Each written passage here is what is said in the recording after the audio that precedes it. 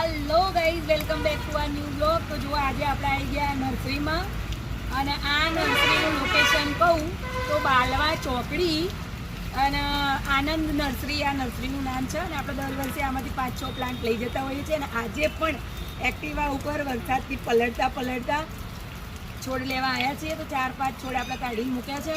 અને આ પૂરું નર્સરી બહુ જ મસ્ત, બધા પ્લાન્ટ 99% બધા અહીંયા મળી જ જતા હોય છે. બહુ જ મોટી નર્સરી છે આ. અને બધાના પ્લાન્ટ જે જોઈતા હોય, બહુ મોટા પણ પ્લાન્ટ અહીંયા મળે છે અને નાના બી મળે છે.